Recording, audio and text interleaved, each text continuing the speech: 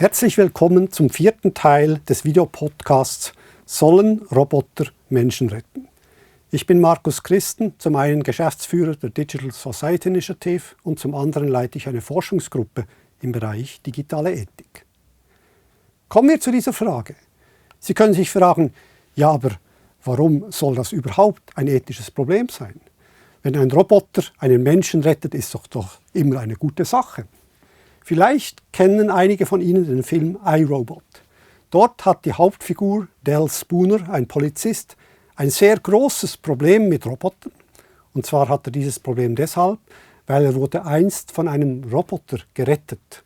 Nebendran ist ein Kind ertrunken und der Roboter hat berechnet, dass die Rettung des Kindes sich nicht lohnt und deshalb der Polizist gerettet werden soll. Und mit dieser Rettung hat der Polizist ein großes Problem, das sich durch den ganzen Film durchzieht. Man sieht also jetzt schon, auch im Fall eines Rettungsroboters können sich ethische Fragen stellen. Robotik und Ethik hat eine schon längere Geschichte. Vielleicht kennen einige von Ihnen die berühmten 3 Gesetze von Asimov, die Robotergesetze. Das erste Gesetz sagt, Roboter sollen Menschen nicht schaden. Das zweite Gesetz sagt, Roboter sollen Menschen gehorchen, außer es widerspricht dem ersten Gesetz. Das heißt, man dürfte dann einem Roboter nicht sagen, bring diese andere Person um. Das wäre ein Verstoß gegen das erste Gesetz. Und das dritte Gesetz sagt, Roboter sollen sich selber schützen, außer es steht im Widerspruch zum ersten und zum zweiten Gesetz. Mit anderen Worten, man dürfte gemäß diesen Gesetzen einen Roboter in eine Rettungsmission senden, die vielleicht zur Zerstörung des Roboters selber führen würde. Anhand dieser Gesetze wird relativ klar einleuchten, warum die meisten ethischen Diskussionen rund um die Robotik sich um die Frage drehen, dürfen Roboter überhaupt so etwas wie Menschen töten? Dürfen sie als Kill-Roboter eingesetzt werden? Diese Debatte ist schon recht alt. Sie hat sich rund um die Nutzung von Drohnen entwickelt. Drohnen, wissen Sie vielleicht, sind auch eine Art von Roboter. Sie sind noch nicht sehr intelligent. Sie werden in dem Sinn von Menschen immer noch gesteuert. Aber dort hat sich die Frage entzündet, die heute vor allem die ethische Debatte um Roboter definiert. Nämlich die Frage, dürfen Roboter Menschen töten? Wenn man Asimov ernst nimmt, wäre die Antwort darauf nein.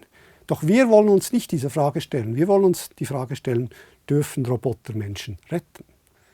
Um nun die ethischen Fragen des Einsatzes von Rettungsrobotern zu analysieren, werden wir 4 Gesichtspunkte anschauen. Erstens, Schadenvermeidung und Nutzenoptimierung. Ein klassisches Problem aller Technologien.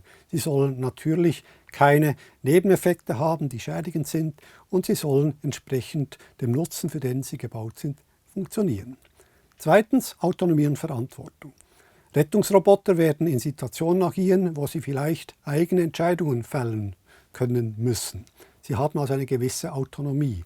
Das stellt dann die Frage, wer ist verantwortlich, wenn dann etwas schief geht. Drittens, interagieren Rettungsroboter mit Menschen. Das heißt, Respekt und Würde der Betroffenen muss gewahrt werden. Und viertens schließlich agieren Rettungsroboter auch in einem weiteren gesellschaftlichen Kontext, das Fragen nach Fairness und Gerechtigkeit mit sich bringen kann. Schauen wir uns nun an, was das konkret bedeutet. Wenn wir den Nutzen optimieren und die Schaden vermeiden wollen, die ein Rettungsroboter je nachdem verursachen kann, dann müssen wir folgende Dinge gewährleisten. Erstens, die physische Sicherheit des Roboters. Er darf nicht unbeabsichtigt Menschen verletzen, nur weil er auf eine bestimmte Art und Weise gebaut wurde. Zweitens müssen Bedienungsfehler verhindert werden. Drittens muss das System so gebaut sein, dass es robust ist gegenüber Interaktion mit Menschen, die ja sich nicht gewöhnt sind, mit Robotern zusammenzuarbeiten. Und viertens müssen Cybersicherheit und Datenschutz gewährleistet sein.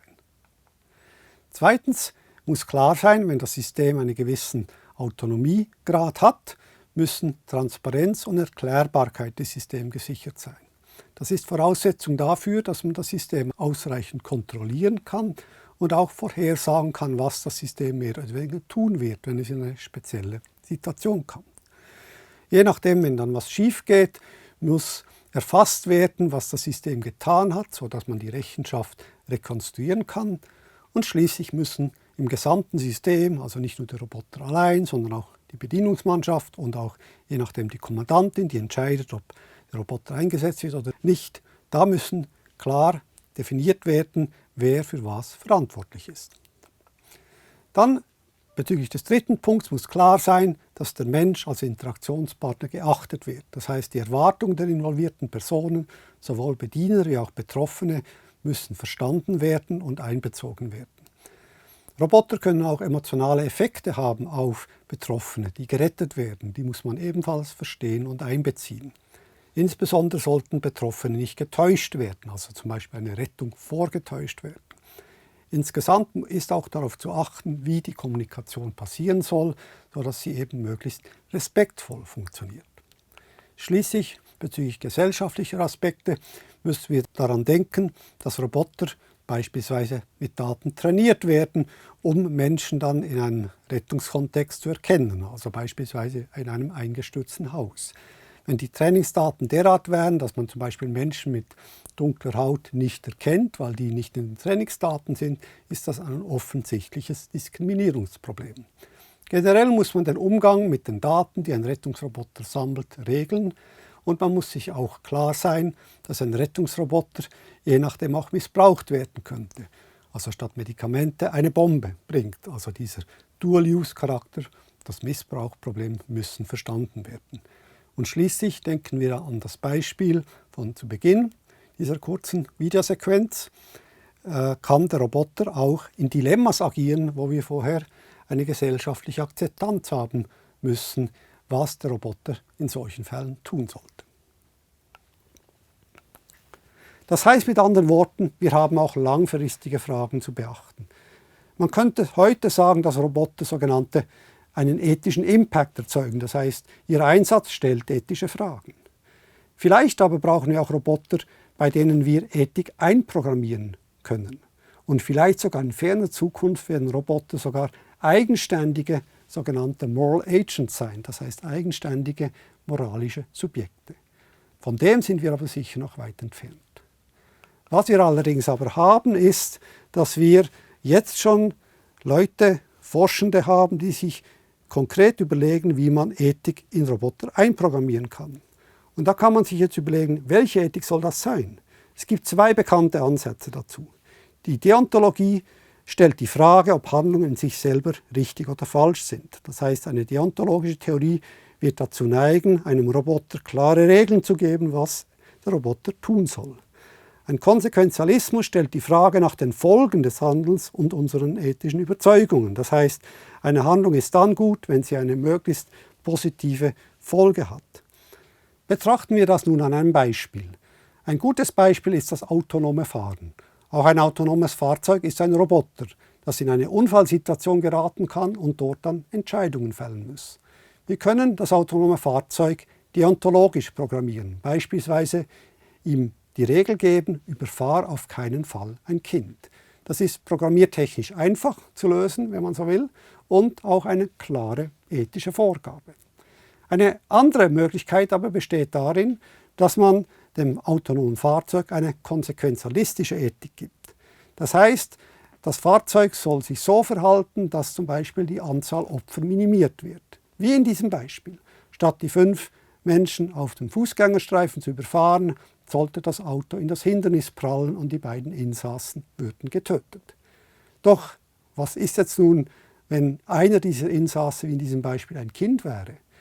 Der deontologische Roboter, das deontologische Fahrzeug würde ja dann ein Problem damit haben.